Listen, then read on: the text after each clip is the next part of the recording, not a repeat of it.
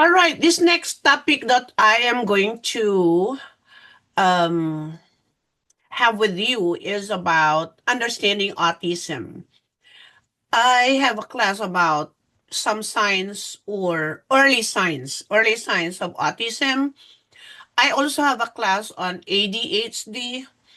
So I just came to ponder about why should we, teachers and parents as well, should under, should understand autism. I'm sorry, I just ate something. Why?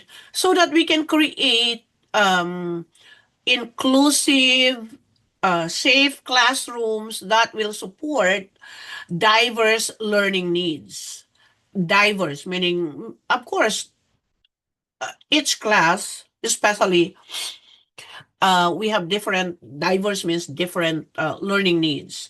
And so, if we know how to handle autistic kids or those with different learning needs, we are able to reduce behavioral challenges, and that will eventually help them to foster academic success. All right. So, in one way or the other, our knowledge as educators in handling or recognizing sensory issues or things like that about or managing neurodiverse sensory issues in routines and interpret communication differences, then we are able to help them or support them to be to get gain progress the way we interpret their actions or the way they are able to assimilate with other people. Autism has some social issues, meaning they do not get into a social interaction that quick, just like how other kids would. And so this time around, this is just like a snapshot of how can we understand autism. I have not shared it, so how would you know? I'm sorry. All right. So I have only several slides, so it will not be that long. That's the island where I was born. Okay, so now let's start.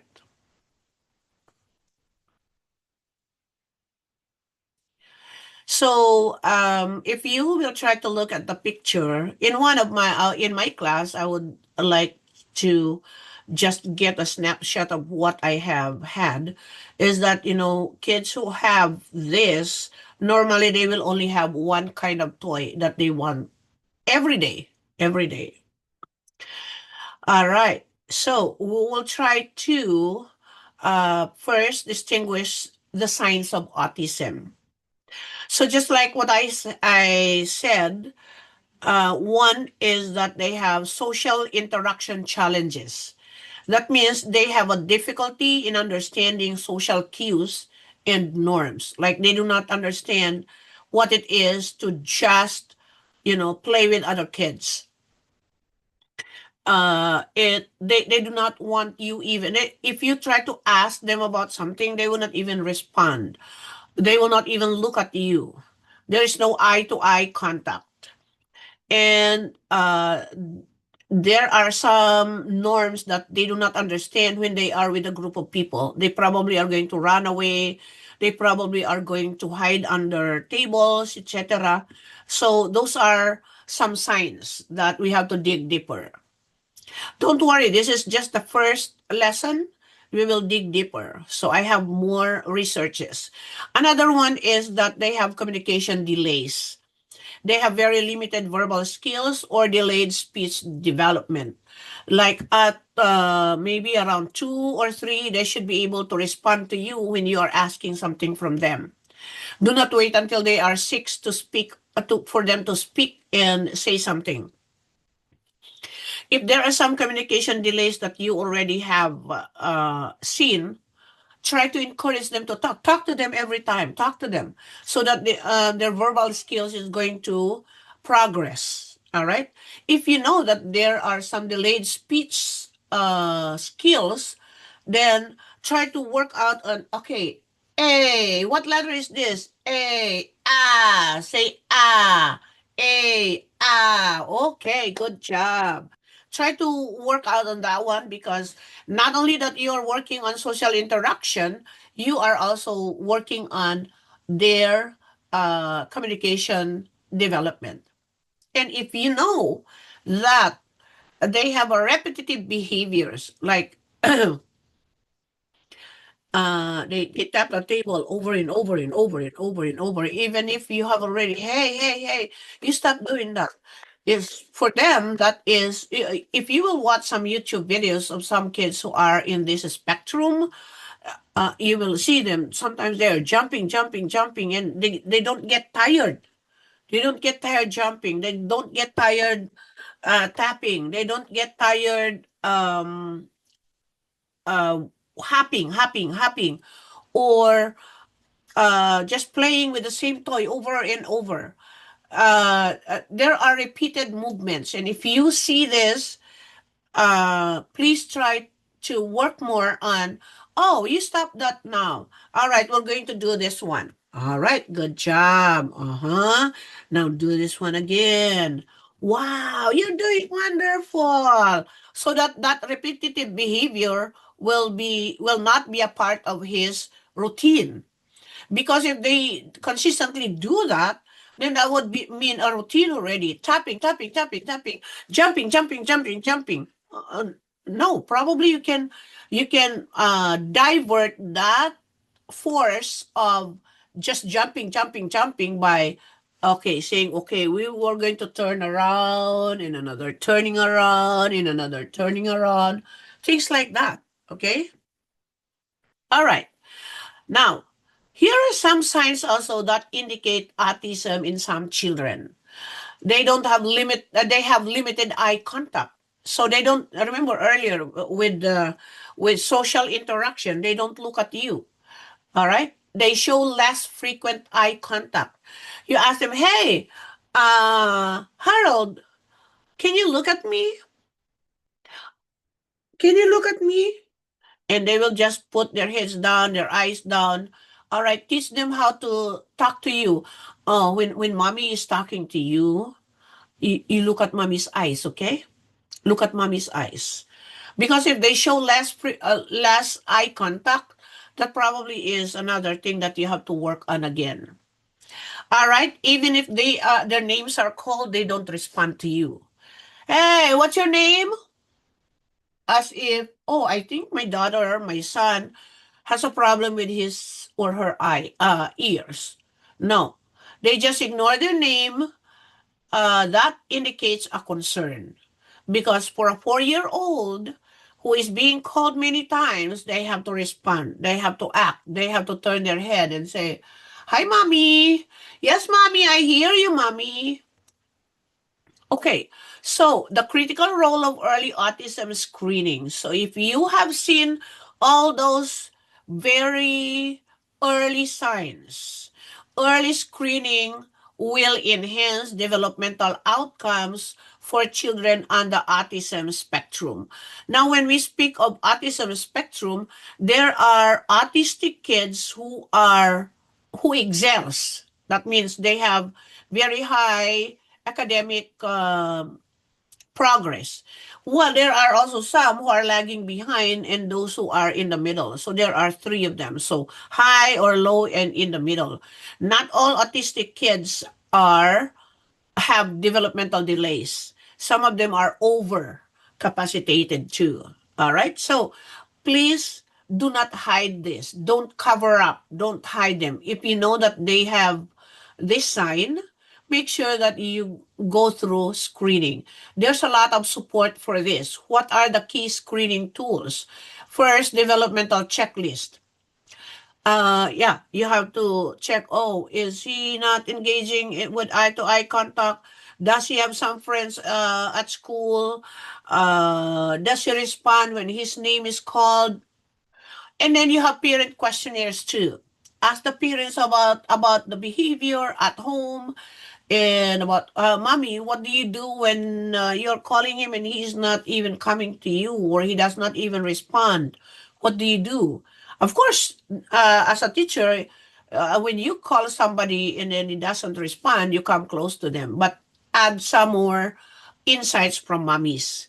And then now, bring the child to a screening or an evaluation from professionals. Do not go to a medical doctor. The medical doctor will just tell you to refer you to somebody else. This should be psychologists, psychometrics, whatever. And then have some observational assessments also, like what do you do when this kid is doing this? What do you do? All right, he grabs somebody's toy, and then he gets so tired just playing with one toy, and then he got so tired he would just sleep in one corner of the room. So all of those will be in your observation checklist also. So, because, why are we trying to insinuate that early diagnosis or screening would help? Because early diagnosis can significantly improve long-term outcomes with children who have autism.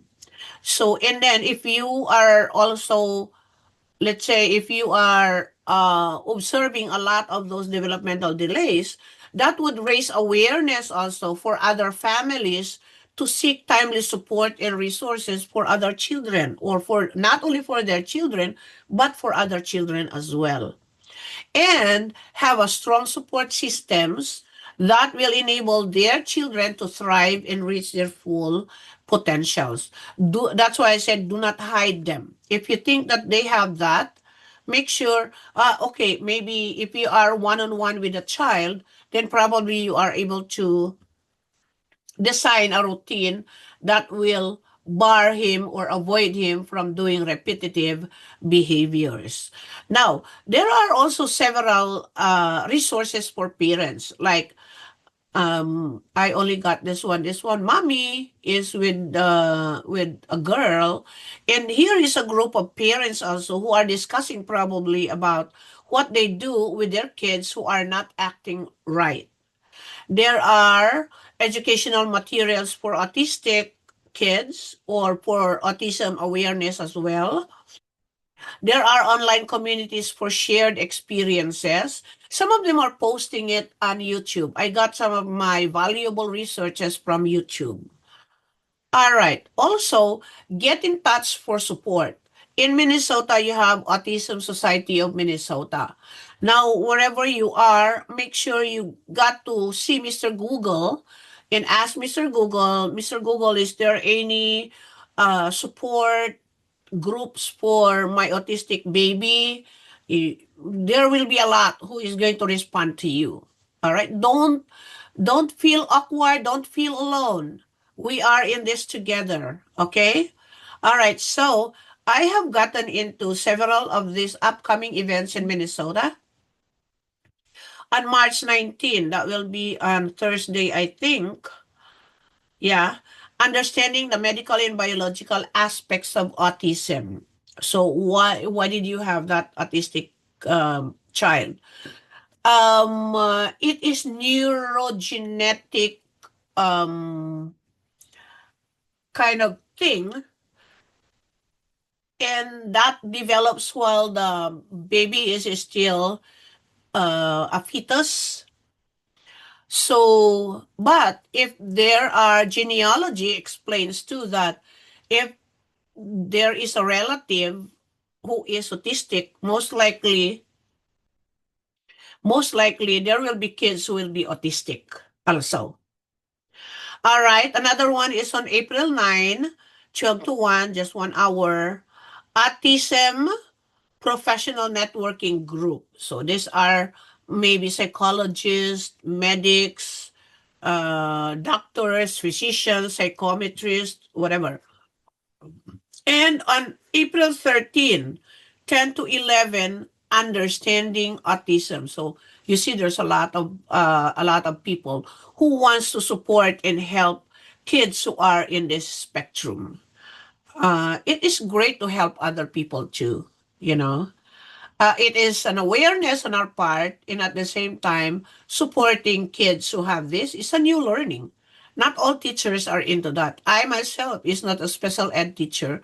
I am just discovering through my researches because I want to help the child who has this. Because last year I have two autistic students and one ADHD. That's how I came up with an ADHD YouTube also.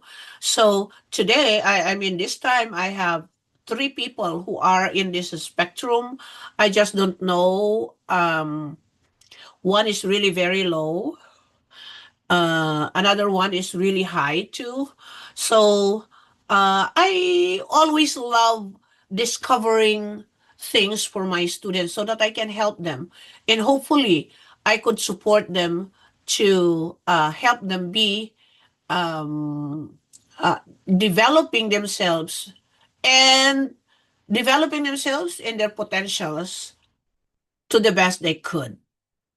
All right, so this is all that I can provide you, except that if you have several more that you can add to this, I would rather say um, visit other sites that have bearing with autism awareness. That would be the coolest thing we can do for now.